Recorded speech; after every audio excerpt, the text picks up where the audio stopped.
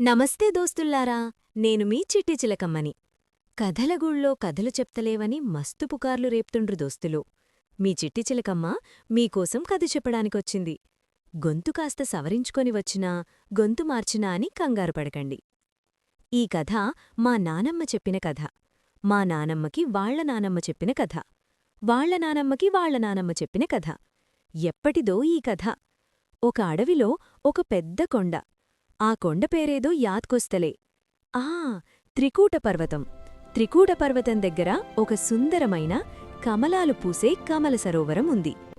ఆ సరస్సు చుట్టూ ఒక పెద్ద అడవి నెలకొంది. ఆ అడవిలో ఒక ఏనుగుల గుంపు నడుస్తూ వెళ్తూ ఉన్నాయి. ఆ ఏనుగుల గుంపుకి నాయకుడు గజేంద్రుడు. మిగతా ఏనుగులు తమ ఇళ్ళకి వెళ్ళినాయి. గజేంద్రుడు మాత్రం సరస్సులోకి దిగి ఆనందంగా ఆడుతుండు. ఇంతలో సరస్సులో దాకున్న భయంకర ముసలి అకస్మాత్తుగా గజేంద్రుడి కాలు పట్టిండు. గజేంద్రుడు తన బలంతో ముసలి నుండి కాలు లాగేందుకు ప్రయత్నించిండు. కాని రాలే. గజేంద్రుడి ఎంత గింజుకున్నా ముసలి విడిచిపెట్టలే.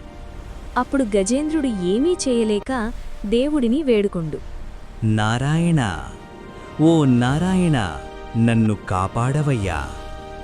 ఓ శ్రీమన్నారాయణ, నారాయణ, ఓం నమో నారాయణ, నన్ను కాపాడవయ్యా.